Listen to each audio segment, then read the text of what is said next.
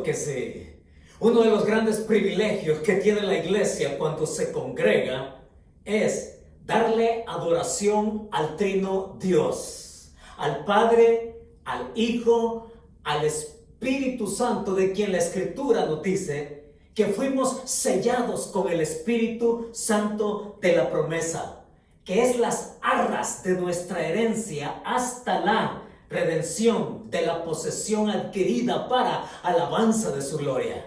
Sí, con eso en mente y con eso también en nuestro corazón, queremos darles a todos una cordial bienvenida. Gracias por estar aquí, de esta manera con nosotros, rindiéndole adoración a nuestro Trino Dios. Y de ese Trino Dios también queremos conocer. Y de ese Dios revelado en su palabra es que queremos aprender. Y queremos ser guiados con la sabiduría que Dios nos ha dejado aquí, plasmada en su palabra. Y para ello yo quiero invitarles, por favor, a que se unan conmigo, a recibirlo y a disponernos con esta oración que les invito a hacer conmigo en este momento.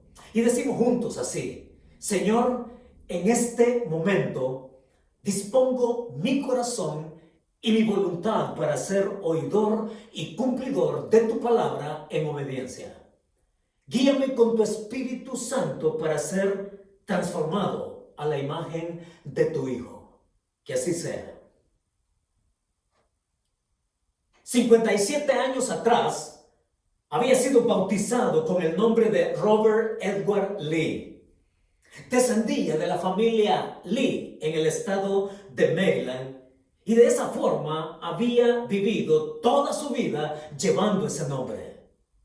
57 años después, decidió cambiar su nombre y acudió a un juez para solicitarlo. El juez concedió su deseo y Robert Edward Lee pasó a llamarse Roberto Eduardo León. Y lo que este hombre buscaba con su nuevo nombre y apellido hispano era ampararse y favorecerse con una ley que ayuda a los hispanos en ese estado.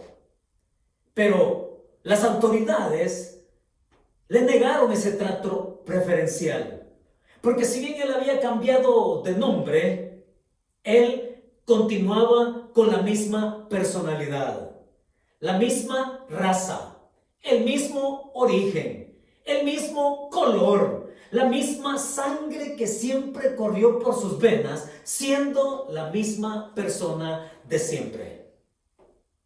Es curioso, ¿no? Pero esta anécdota verídica nos hace contemplar algo que todos podemos o tenemos y llevamos de manera inherente en nuestro ser. Pero pensamos equivocadamente que los cambios tienen que ser esencialmente externos. Pero cuando hablamos de la vida espiritual, hablar de cambio es esencialmente interno, no externo. Y en esta ocasión quiero invitarles a que nosotros nos metamos, a que veamos el verdadero cambio. ¿Dónde es que se realiza el verdadero cambio? El escritor a la epístola de los Hebreos nos va a decir que ese cambio sí se realiza, pero no en lo externo, sino en lo interno del ser del hombre.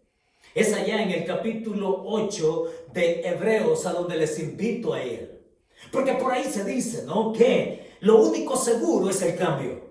Lo único constante y lo único seguro es el cambio. Y creo que nosotros podríamos validar esas palabras y las podríamos comprobar día con día en todos los aspectos o en muchos aspectos de nuestra vida. Pero lo cierto es que no hay nada externo que pueda llevar al ser humano a realizar un cambio interno. Porque el cambio interno es un asunto así, sobrenatural, dado exclusivamente por Dios. Es de eso que nos va a hablar el escritor bíblico en esta ocasión. Él nos está diciendo acá que nosotros podemos ir a encontrarnos con un verdadero cambio que nos lleva por una nueva relación. Y vaya de una vez conmigo, por favor, a Hebreos capítulo 8, versos del 7 al 13. Hebreos capítulo 8, versos del 7 al 13. Pero para ponernos en sintonía, para ponernos en contexto inmediato, literario, aquí con la epístola y con el pensamiento del autor, nos ubicamos en lo que leímos y vimos el domingo anterior en el versículo 6.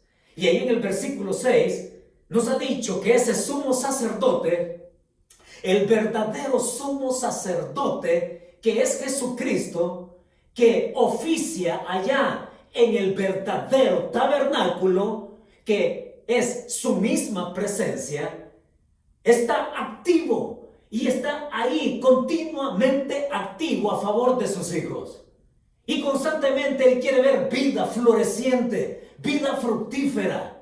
Y cuando venimos al pasaje acá, nos va a desarrollar lo que en el versículo 6 ha dicho, que Jesucristo desde ahí fue y es un mejor mediador, de un mejor pacto, porque está sustentado en mejores promesas. Vamos a versículo 7 al versículo 9, donde tenemos el primer principio que el autor nos propone, que pone sobre la mesa, para que nosotros entonces vayamos y entendamos qué es lo que tiene acá para nosotros el día de hoy. Capítulo 8, versos 7 al 9, dice así: porque si aquel primero hubiera sido sin defecto, ciertamente no hubiera procurado lugar para el segundo.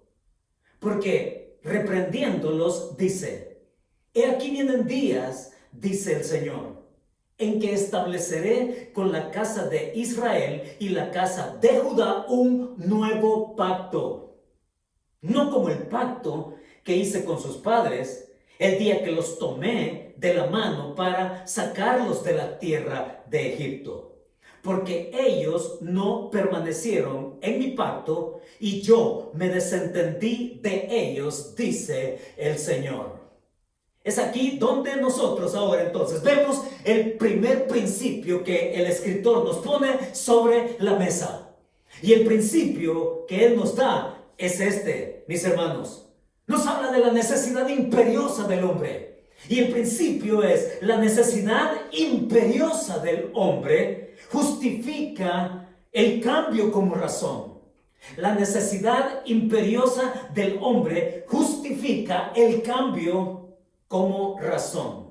Y noten acá que en el versículo 7 ha dicho: porque si aquel primero, refiriéndose al antiguo pacto, hubiera sido sin defecto, ciertamente no se hubiera procurado lugar para el segundo. Por sentido común estamos hablando que no podemos quitar de nuestra mirada, de lo que el autor nos está diciendo, esa progresión en la epístola, ese avance y esa progresión en el plan de Dios, esa progresión en su gracia. Él nos lleva a que nosotros podamos ver eso, la necesidad imperiosa por la cual Dios en su plan perfecto avanza hacia algo mejor. Y ese algo mejor es un nuevo pacto, pero para hablar del nuevo pacto, el primero aquí alude al pacto antiguo. Y para ello ha hecho una cita bastante amplia del profeta Jeremías. De hecho, es la cita, es la llamada más amplia en todo el Nuevo Testamento, la que el autor a los hebreos realiza acá. Otros autores hacen llamadas a otros profetas en otros lados de la escritura, pero nadie como el escritor a los hebreos, que trae a colación lo que el profeta Jeremías escribió en su tiempo. Pero claro, para entender el principio acá de lo que él está diciendo en la epístola, tenemos que entender qué estaba pasando allá en el tiempo de Jeremías. Tenemos que encontrar la panorama histórica. Tenemos que rastrear por ahí qué estaba pasando para que el autor aquí se atreva a inmiscuir esta llamada de tal manera que nos quede claro a todos qué intenta decirnos. Y lo que pasaba allá con Jeremías, en el tiempo de Jeremías, comenzando con su persona, Jeremías era un hombre que estaba en la línea sacerdotal. Sí, eso es lo primero que tenemos que entender del pasaje. Jeremías estaba en la línea sacerdotal. Su padre había sido sacerdote y él continuaba en la sucesión también en esa línea sacerdotal. No tenemos evidencia de que Jeremías haya llegado a ministrar como sacerdote, pero estaba en la línea sacerdotal y es desde donde Dios lo llama personalmente como profeta para llevar a cabo un ministerio de lo que Dios quiere que su pueblo sepa. Es Jeremías el que se convierte en el vocero del plan de Dios para ellos. En el tiempo de Jeremías ya había ocurrido el desastre allá en Israel del norte. Las 10 tribus del norte habían sido ya vencidas y habían sido tomadas también cautivas por el reino de Asiria, que era el imperio más poderoso en ese tiempo. Era que el pueblo de Israel había sido llevado cautivo por Asiria.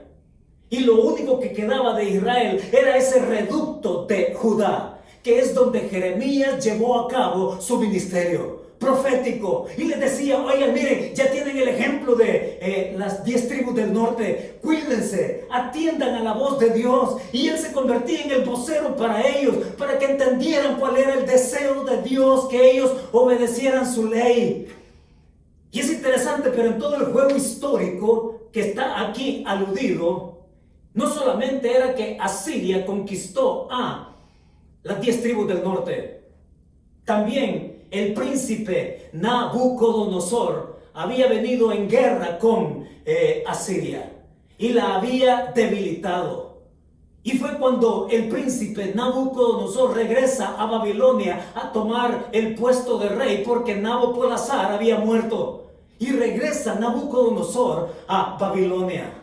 Y cuando Asiria queda debilitada, entonces viene acá Egipto y quiere pelear, aprovechando su debilidad en su ejército, y quiere pelear con Asiria para de nuevo recuperar tierras y territorio que Asiria le había quitado anteriormente.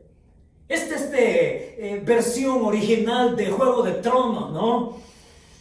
Y entre esa guerra de Egipto y Asiria entra en la escena Judá, el rey Josías, que se interpone entre Egipto y Asiria, porque sucede que históricamente Judá había sido estado vasallo de Asiria.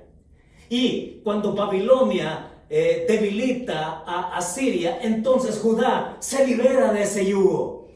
Y Josías interviene de que Egipto vaya a la guerra, porque de ganar Egipto, estos vendrían a ser vasallos ahora de Egipto. Y es un juego y es una trama histórica de expansionismo territorial. Pero durante el tiempo de Josías, que desde niño llegó a ser rey, sucede que supo caminar en la ley de Dios. Y durante el tiempo de Josías, él pudo vivir en un tiempo realmente bueno, independiente, no subyugados. Pero cuando Josías muere, precisamente en esa intervención entre el rey Necao y los asirios, Necao vence a Josías. Y es en esa batalla que muere el rey de Judá. Y a partir de eso, entonces, viene una sucesión de reyes en el reino de Judá, que todos fueron lo contrario a él. Fueron reyes malos. Y lo que Josías había quitado los lugares altos de idolatría, los siguientes reyes se entregaron a eso precisamente. Levantaron altares, lugares donde el pueblo se entregó a la idolatría. Y es Dios el que les había advertido desde Deuteronomio a la generación que iba a entrar a la tierra prometida. Él les dice allá en Deuteronomio 28, les da con claridad las reglas del juego. Les da con claridad las reglas de ese pacto que Él les dio allá en el Sinaí. Y les dijo que si ellos eran obedientes, Él los iba a bendecir. Pero que si eran desobedientes, Él los iba a castigar. Y el peor castigo que ellos podrían tener era que como consecuencia podían ser llevados cautivos por pueblos paganos, extraños a otras tierras. Y precisamente Jeremías se levanta con voz en cuello, con voz profética, y les dice: arrepiéntanse, cumplan con lo que Dios dice en la ley. Oigan, no solamente como sacerdote conocedor de ese pacto, sino como profeta escogido de Dios, diciéndoles, anticipándoles y advirtiéndoles que tienen que arrepentirse y volver a cumplir con lo que Dios les ha dicho. Es tremendo porque cuando vemos a Jeremías, en esos últimos 40 años, fueron 40 largos años que Jeremías pasó advirtiendo a su pueblo, Judá, el último reducto de la nación judía. Y basta leer el otro libro de Jeremías, Lamentaciones. Yo le animo a que lea Lamentaciones, porque allí se ve ya la destrucción total de Judá. Ahí vemos cómo Jeremías lamenta, y no puede tener mejor título ese libro, Lamentaciones, porque Jeremías ve el antes, Jeremías ve el durante, y Jeremías ve el después del caos que le llevó su desobediencia a los mandatos de Dios en su pacto. Es Jeremías que llora por dentro y por fuera al ver la calamidad. Es Jeremías que vio llevarse cautivo Nabucodonosor, a Daniel, a sus amigos y a tantos más. Es Jeremías el que vio el desastre. Y es precisamente de eso que él les quería anticipar, que se arrepintieran para que volvieran al Dios vivo, al Dios que tenía pacto con ellos. Y es Jeremías que como sacerdote y como profeta les anima también a que vean adelante. Es Jeremías el que les dice y que Dios va a hacer un nuevo pacto con la nación.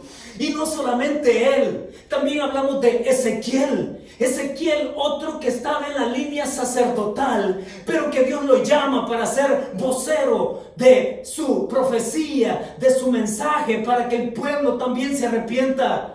Es Ezequiel el que va a decir que Dios los va a llamar a un nuevo pacto y que lo va a meter en sus corazones y en sus mentes. Y así podríamos mencionar a varios. Zacarías, también el otro profeta. Mi libro favorito del Antiguo Testamento, Zacarías, porque en él otro sacerdote con voz profética le va a decir a su pueblo de aquel que está más adelante, del Hijo de Dios, de Jesús, el Mesías, el que va a tener un reinado que no tiene fin. Y cada uno de ellos anticipa como sacerdotes, anticipan como profeta lo que el Señor tiene en su plan perfecto. Y el plan perfecto de Dios tiene que ver con cómo Dios llega a la necesidad imperiosa del hombre. Y es esa manera que justifica el cambio como razón. Es necesario un cambio, dice el Señor. Y uno de ellos, Jeremías, entonces, aquí el autor hace alusión a él. Entonces podemos entender ahora el corazón del escritor bíblico. Podemos ver ahí en el verso 8 cuando dice, porque reprendiéndolos dice, he aquí vienen días, dice el Señor. Esto fue literalmente lo que escribió Jeremías en el capítulo 31, en que estableceré con la casa de Israel y la casa de Judá un nuevo pacto.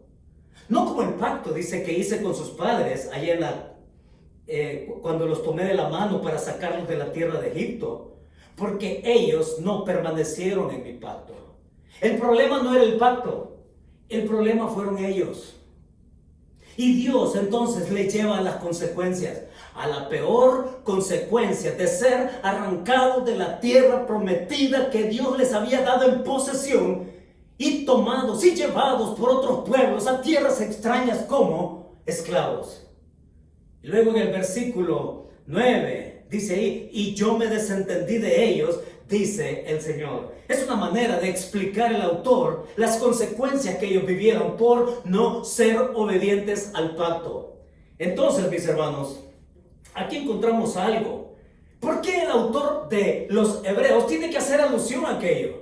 ¿Por qué tiene que hacer una retrospectiva de aquel evento histórico a la experiencia de estos acá, judíos de su época? Es porque la ley está diciendo acá, ese antiguo pacto no podía justificar a nadie. Ese antiguo pacto no podía justificar a nadie ni santificar a nadie. Es al contrario. Ese antiguo pacto, allá dice en Gálatas capítulo 13 el apóstol Pablo, maldito, dice Pablo, maldito el que no hiciere todo lo que está escrito en la ley. Y cuando Pablo habla de maldito, se refiere a condenado, ¿sí? Porque para ser justificado por medio de la ley tenía que ser un cumplidor perfecto de la ley. Se parece mucho, ¿no?, a lo que dice Mateo capítulo 5, verso 48, donde dice, si ustedes quieren ser salvos por sus propios esfuerzos, sed pues perfectos como vuestro Padre que está en los cielos es perfecto. Y desde ahí entonces ya todos estamos perdidos. Ser perfectos como Dios lo es, nadie, ninguno. De hecho, Pablo va a decir allá en otra de sus epístolas, porque no hay justo ni aún uno. Y lo va a repetir vez tras vez. Es que el antiguo pacto, la ley condenaba, la ley no salvaba, la ley no santificaba, la ley nos exponía a la perdición. No porque la ley fuera mala, sino porque nosotros somos constantemente propensos a desobedecer. Y en una sola falta basta para que seamos así, pecadores de toda la ley, infractores de toda la ley. Pero la ley, dice Pablo, la ley entonces es contraria a la gracia. Y Pablo dice, no es contraria a la gracia, porque la ley te impulsa a las promesas de un pacto de gracia, de un pacto mejor, de un pacto que Dios quiere hacer. La ley era la antesala de la fe. Lo que estos profetas en su tiempo decían como sacerdotes, no es la ley la que nos va a salvar, no es la ley la que nos va a justificar. Ellos como sacerdotes mismos estaban diciendo que había algo más adelante, algo mucho mejor, y eso mucho mejor era un nuevo pacto. Sí, es Pablo el que también lo va a referir allá en Gálatas capítulo 4, donde él pone un ejemplo muy interesante. En el capítulo 4 de Gálatas, Pablo habla de Sara y habla de Agar. Sara es la mujer cuyo hijo iba a ser el hijo de la promesa, el hijo dado por gracia, ¿no es cierto? Y pone también, ilustra el principio Pablo ahí en Gálatas con Agar, la egipcia, la esclava. El hijo de Abraham con ella, Ismael, el esfuerzo humano, la respuesta humana que yo me doy a tener descendencia, a tener un primogénito. Y Pablo lo pone como ejemplo a ella, a Agar y a Sara, porque una cosa es buscar soluciones de una manera humana, con mi esfuerzo humano. Y otra cosa es que yo descanse en la promesa del pacto que Dios me ha dado en su gracia. De eso está hablando Pablo. Y venimos acá ahora. Y es Pablo que nos dice en el capítulo 8, por ejemplo, de Romanos, que no se trata de que yo voy a vivir la vida espiritual por mi propio esfuerzo. Ese fue la gran frustración de Pablo cuando lo habla en Romanos capítulo 7 primero.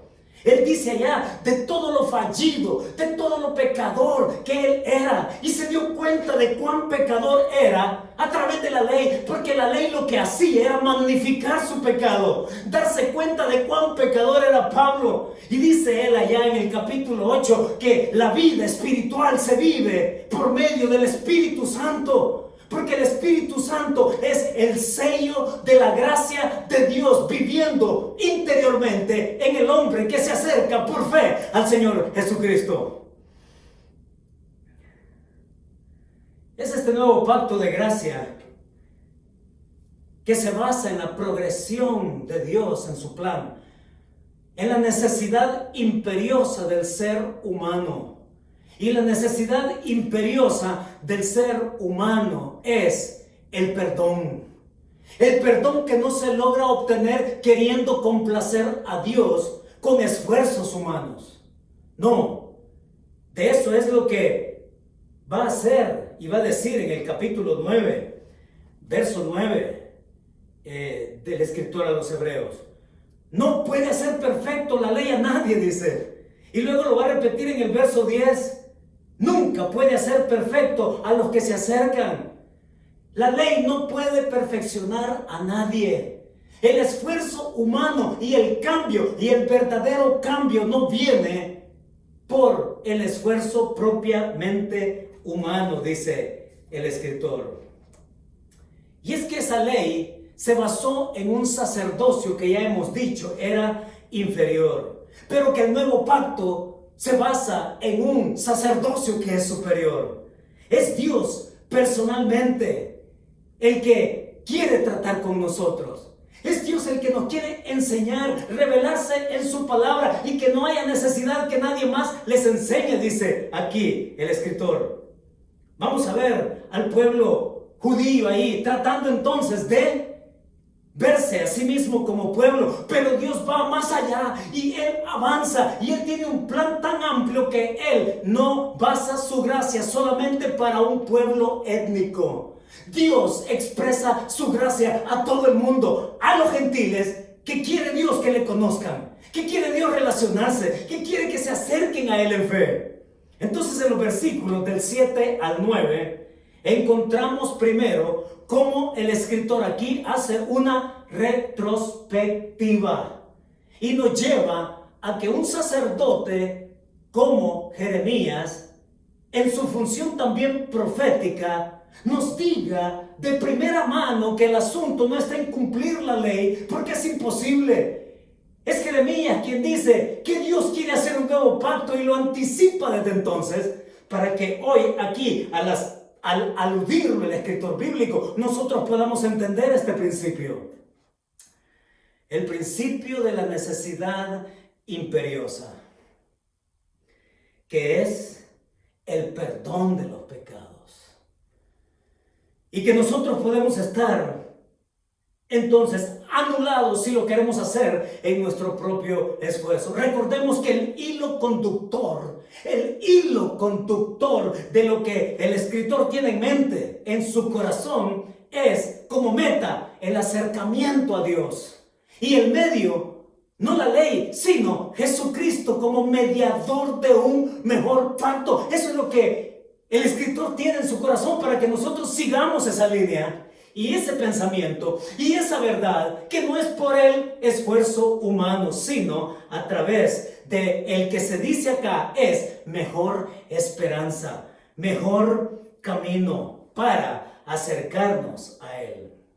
Eso nos lleva al versículo 11, al versículo 10, 11 y 12 para que veamos el segundo principio.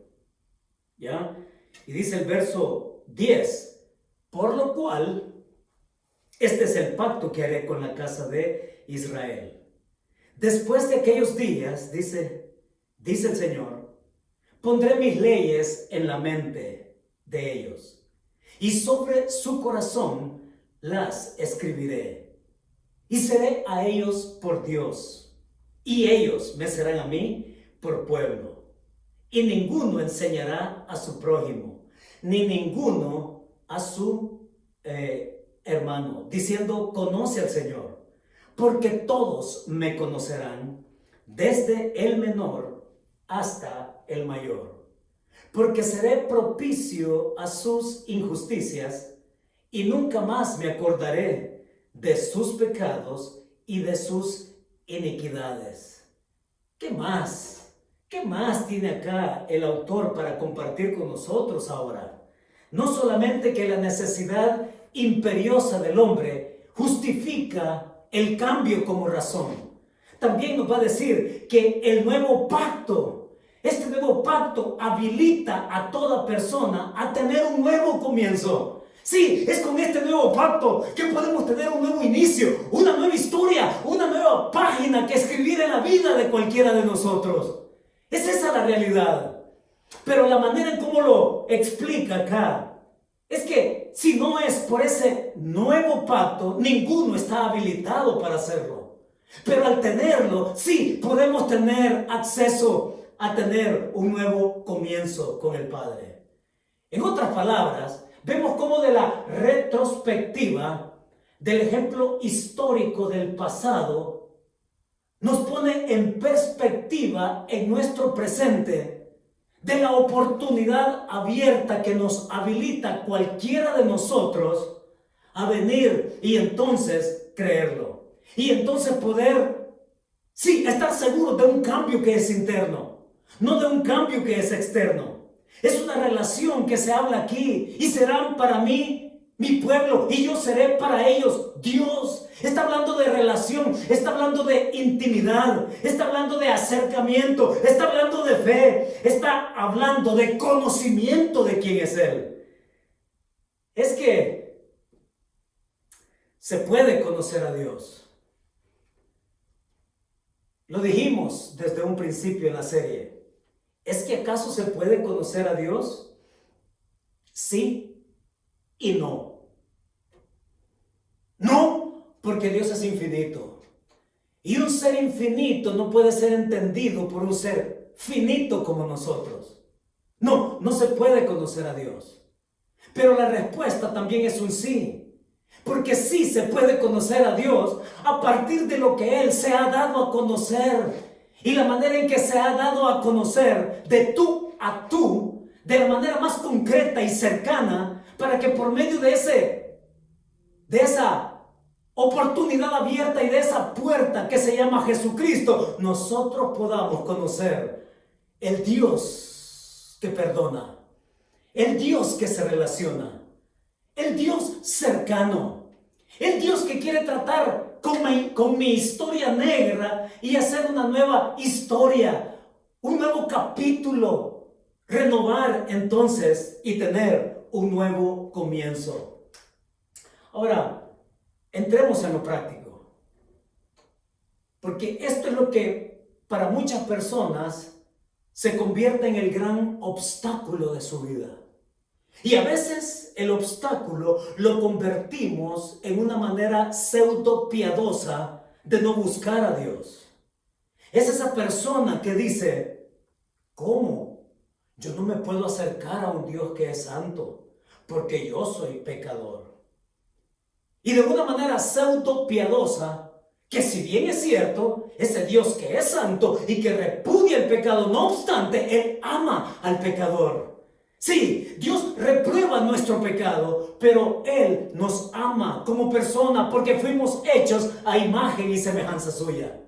Pero entonces ese obstáculo de decir: no, como yo siendo un pecador me puedo acercar a un Dios que es santo por tu propio medio, ni por los míos, no podemos acercar, porque entonces estaríamos muertos ya de una vez. Pero es a través de Jesús, en quien el Padre tiene plena complacencia, es que podemos caminar por ese puente, cruzar ese puente, estrechar y caminar de cerca con Dios, conociéndole de que Él es capaz de perdonar mis pecados.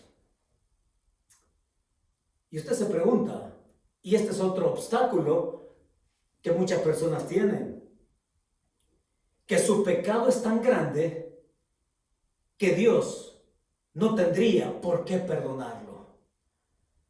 Hay gente que dice: mi pecado es tan grande que no creo que Dios quiera perdonarme. Y ese es otro de los obstáculos, y esa es otra de las mentiras que el enemigo quiere que nosotros creamos. Pensar que tenemos un pecado tan grosero y tan enorme y tan profundo y tan gigantesco que Dios no sea capaz de perdonar. Pero la verdad es lo contrario. La verdad es que Dios es capaz de perdonarte el peor pecado que tú pienses que no es posible. Sí, porque Él perdona.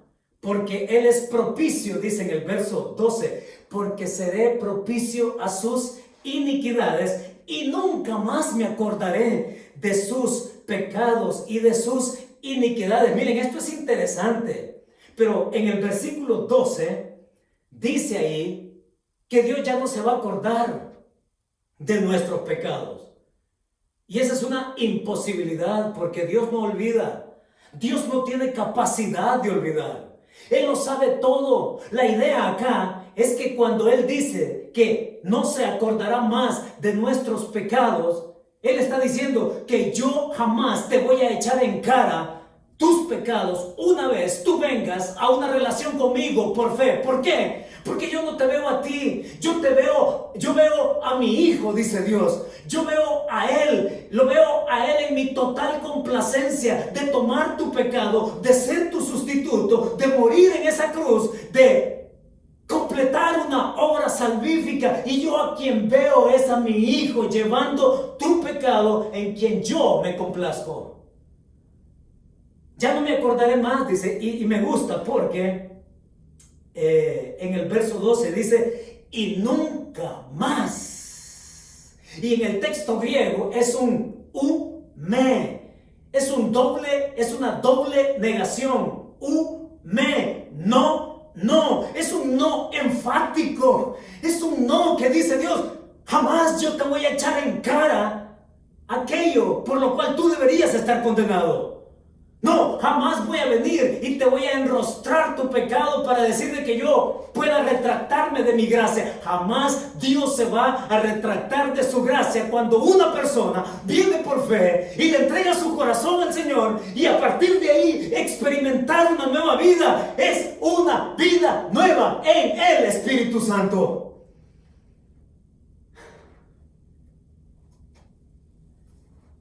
Dios ya no toma en cuenta nuestro pecado.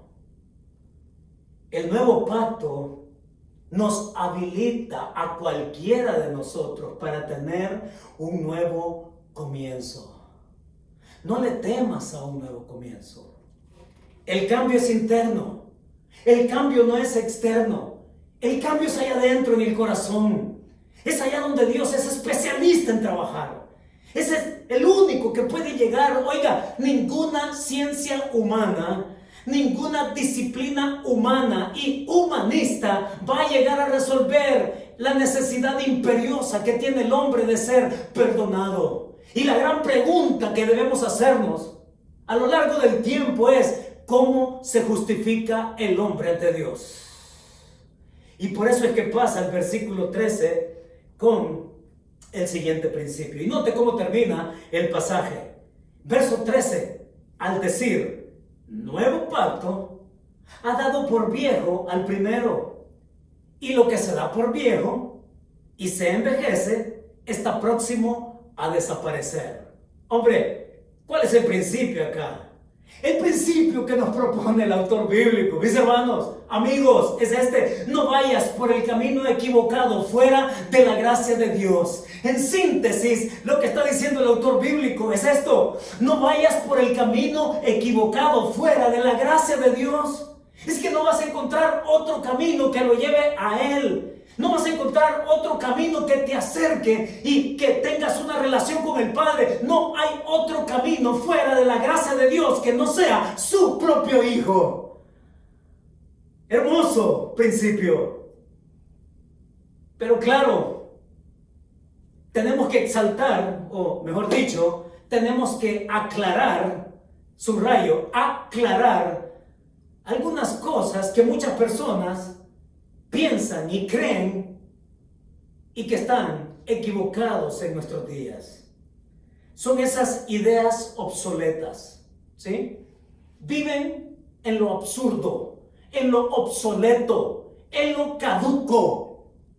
Y Dios les dice: yo te pongo en retrospectiva para que tú tengas una perspectiva del presente y para que tengas una perspectiva de lo que viene en el futuro.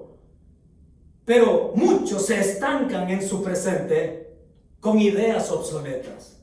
Déjame mencionarte algunas.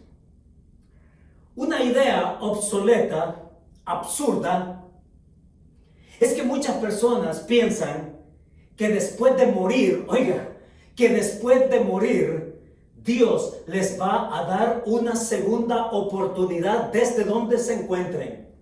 Esa es una idea absurda. Es una idea obsoleta, es una mentira, porque esa no es la verdad que dice la Biblia.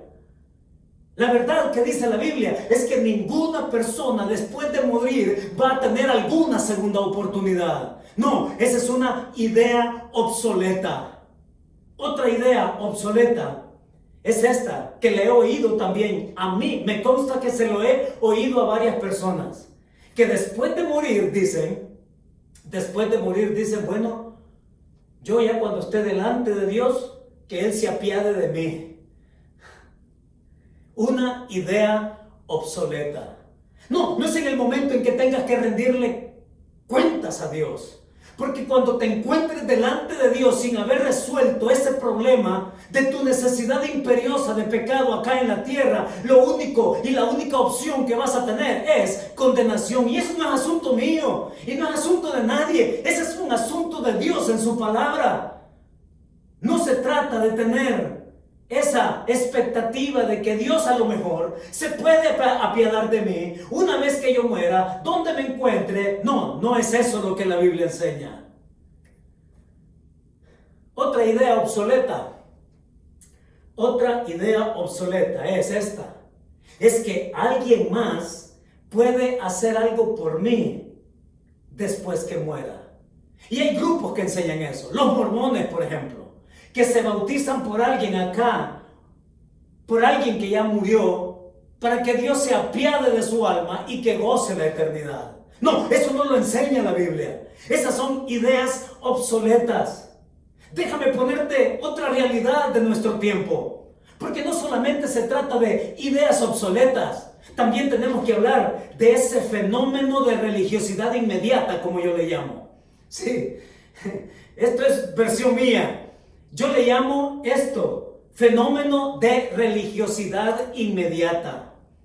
Es que nos volvemos así por eventos que nos impactan, eventos que son repentinos y que potencian nuestra religiosidad. Y digo religiosidad porque muchas veces cuando vienen estos eventos que nos mueven el piso, que nos mueven toda nuestra seguridad, entonces acudimos a Dios y entonces somos religiosos. Nos volvemos todo lo piadoso que querramos, pero una vez pasa el infortunio, o pasa lo difícil, o pasa la crisis, entonces volvemos a ser los mismos. Cuidado con la pandemia. Por eso, cuidado con la pandemia, porque muchos se han acercado a Dios con una religiosidad mientras dure la crisis. Tampoco quiero decir que no hay aquellos que de una manera sincera, honesta, profunda, renovada, se acercan a Dios. Claro que sí los hay. Pero no deja de existir ese fenómeno de religiosidad inmediata. Ahora, déjeme puntualizar algo más. El camino, por ejemplo, de la superstición. El camino de la superstición, de creer cualquier otra cosa que al morir me puede a mí llevar a tener la oportunidad de una vida plena de mi alma o de mi espíritu.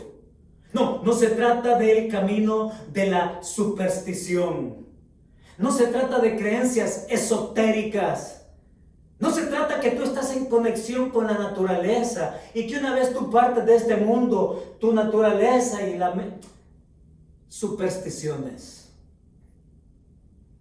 Ahora, ¿qué es la verdad de la Biblia?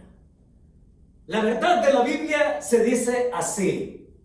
Es Pablo ahí en Gálatas, capítulo 4, verso 4, cuando él dice, pero cuando vino el cumplimiento del tiempo.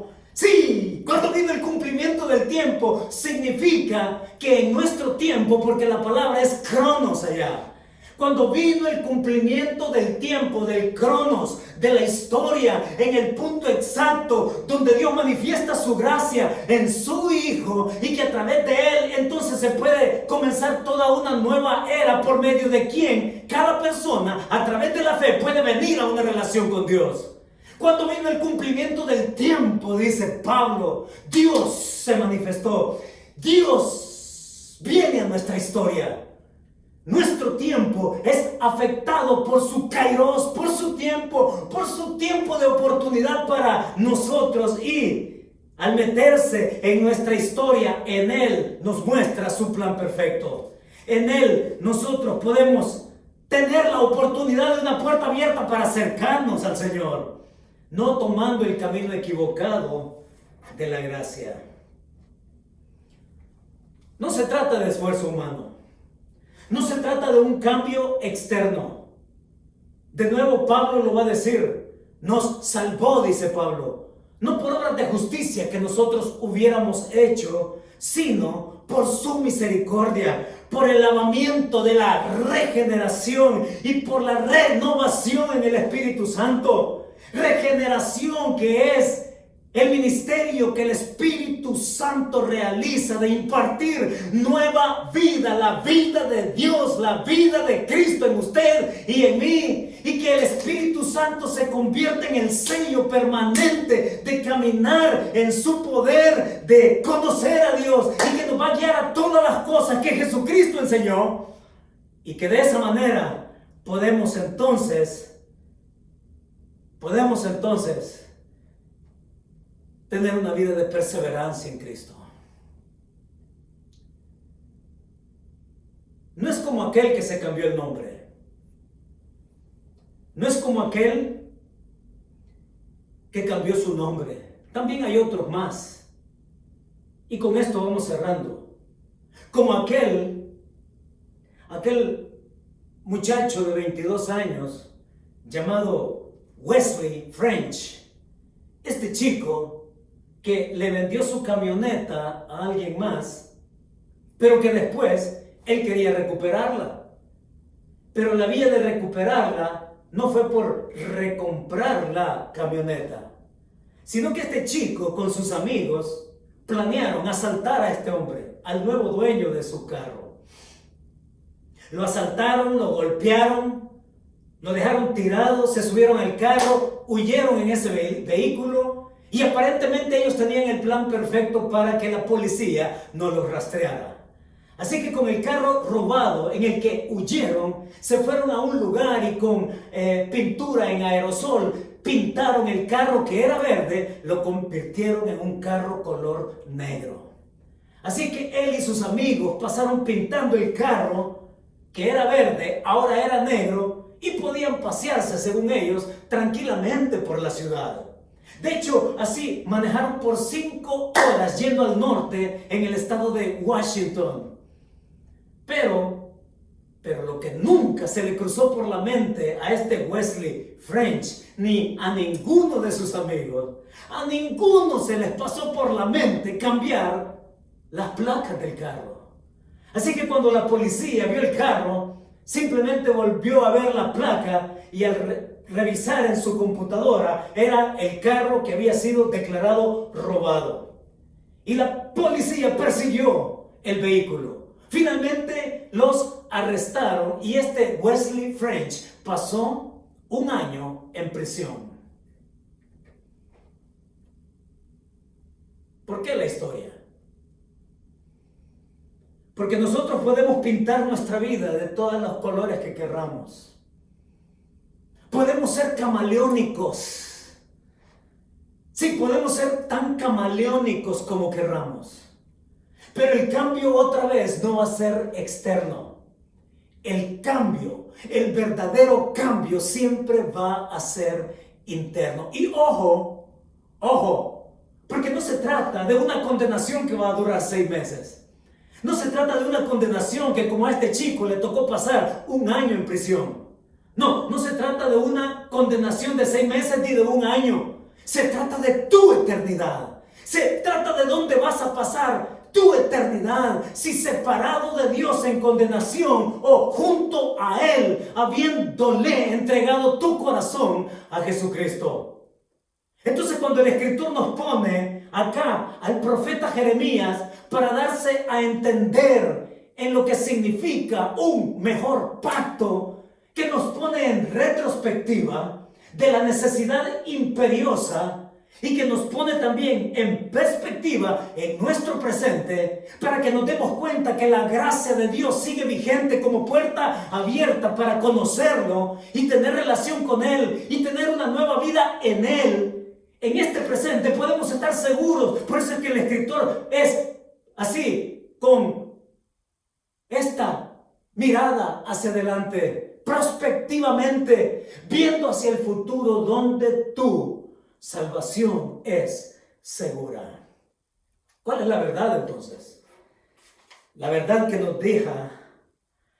deja el día de hoy el escritor bíblico es esta: el atractivo de la gracia de Dios en Cristo es que te ofrece seguridad de perdón en un mundo incierto. ¿Sí? Lo escuchó bien. La verdad que viene del pasaje que el escritor nos ha ofrecido es que el atractivo de la gracia de Dios en Cristo es que te ofrece seguridad de perdón en un mundo que es incierto. No se trata de ideas caducas. No se trata de supersticiones vagas. No se trata de que vas a ir a un purgatorio y que allá Dios se va a apiadar de ti para sacarte de ese lugar. No se enseña el purgatorio en la Biblia. Lo que se enseña en la Biblia es una relación con Él a través de su propio Hijo, como la puerta de gracia que se te abre para escribir una nueva historia en tu vida. Y si nunca lo has hecho, te invito a que tú hagas esta oración conmigo. Oremos. Padre, muchas gracias. Porque tú, Señor, has caminado a lo largo de la historia, buscando a cada uno en nuestra necesidad imperiosa del perdón de nuestros pecados. Y al ser tan fuerte, Señor, y tan profundo nuestro pecado, tú nos has dado tu gracia en tu Hijo, habiendo hecho, Señor, a través de Él un nuevo pacto. Un cambio, Señor, que puede ser posible internamente, conociéndote a través de la fe, abrazando tu gracia, entregándonos a ti, para que, Señor, nuestra seguridad de perdón esté garantizada en un mundo que es incierto.